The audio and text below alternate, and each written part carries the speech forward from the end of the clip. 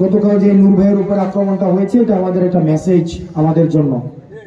জনাব তারেক জিয়াকে আমরা দেখেছি মুচলেকা দিয়ে দেশ ছাড়তে হয়েছে, ওনাকে নৃশংসভাবে দুর্নীতিবাজ মেরে মেরে ওনার মাজা ভেঙে দেওয়া হয়েছিল। একই পরিণতি আমাদের জন্য অপেক্ষা করছে যদি আমরা নিয়ম চেঞ্জ করতে না পারি। নূর ভাইয়ের যে পরিণত হয়েছে, একই পরিণতি আমাদের জন্য অপেক্ষা করছে যদি আমরা নিয়ম পরিবর্তন না করতে পারি।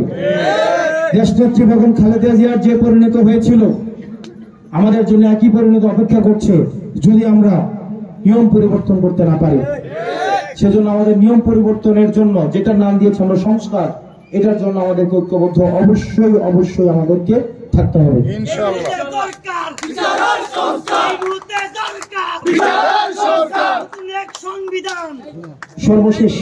সর্বশেষ আপনারা দেখেছেন যে আমি আপনাদেরকে বলবো, এখানে অন্যান্য যে রাজনৈতিক দলগুলো আছে, এখানে বিএনপি রাজনীতি আছে, জামাত ইসলামের রাজনীতি আছে, এখানে ইসলামিক আন্দোলন থাকতে পারে, এবি পার্টি থাকতে পারে, খেলাফতে মজলিস সহ গণতান্ত্রিক যতগুলো রাজনৈতিক দল আছে থাকতে পারে।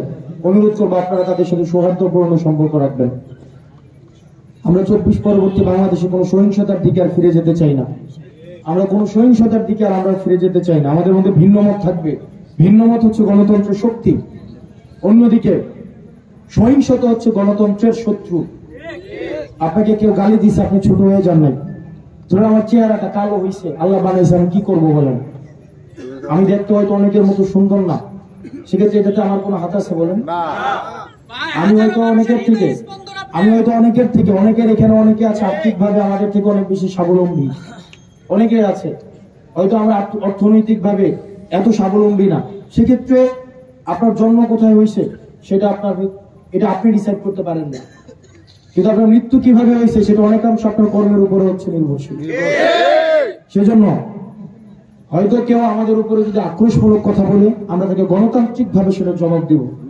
আমরা এমন কোন ধরনের পরিস্থিতি তৈরি করব না যেটা দিয়ে আমাদের যারা রাজনৈতিক সহকর্মী, আপনি এনসিপির রাজনীতি করবেন, হয়তো বিএনপির রাজনীতি করে, তাও তো আপনার সহকর্মী। যেমন আমরা এখানে আসছি, যিনি আমাদের সাথে একটা মনোমালিন্য হয়েছে, জনাব রুমিন ফারহানা, উনি অনেকদিন ধরে রাজনীতি করছেন। আমরা এসেছি, উনি ওনার লোক পাঠিয়েছে যে আমরা ঠিকভাবে আমাদের এখানে কোনো সমস্যা হচ্ছে কিনা, আমাদের জন্য উনি উপহার পাঠিয়েছে। এটা কিন্তু একটা পজিটিভ বার্তা, এটা আমাদেরকে অবশ্যই ওয়েলকাম জানানো উচিত। এটা আমাদের ওয়েলকাম জানানো উচিত। কেউ যদি আমাদেরকে ইতিবাচক কোন ধরনের বার্তা দেয়, এটাকে অবশ্যই আমরা সাদরে এটাকে আমরা গ্রহণ করব। এটা গ্রহণ করা উচিত কিনা? এটা গ্রহণ করা উচিত কিনা? আমরা সৌহার্দ্যপূর্ণ সম্পর্কের মধ্য দিয়ে আমাদের ভিন্ন মত অবশ্যই জারি রাখবো, যৌক্তিক ভিন্ন মত জারি রাখবো, এবং যৌক্তিক ভিন্ন মতকে আমরা বোঝানোর মধ্য দিয়ে, ডায়লগের মধ্য দিয়ে, ডিসকাশনের মধ্য দিয়ে, গণতান্ত্রিক প্রক্রিয়ায় সেটাকে আমরা প্রতিষ্ঠিত করব। সেটার জন্য আমরা আওয়ামী পন্থায় কখনো যেন আমরা না যাই।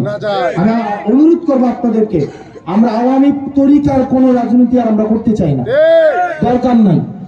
আপনি অনেকেই আছে তার ছেলেকে রাজনীতি করতে দিতে চায় না, হয়তো নিজে চেয়ারম্যান অথবা নিজে এমপি, কিন্তু সে তার ছেলেকে রাজনীতি দিতে চায় না। ভালো যদি হইতো তার অবশ্যই দিত।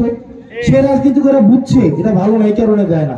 কিন্তু আমরা রাজনীতি এমন ভাবে করতে চাই যে রাজনীতিতে আমি যেন ওই রাজনীতির পরিবেশটা যেন এমন হয় যেন আমার সন্তানকেও আমি আগ্রহী হই যে সে রাজনীতিতে আসুক। এটা দায়িত্বটা তো আমাদেরই নাকি? এটা দায়িত্ব হচ্ছে তরুণ প্রজন্ম যারা আছেন আপনাদের। আমরা এই ধরনের একটা পরিবেশ আমরা গড়ে তুলবো।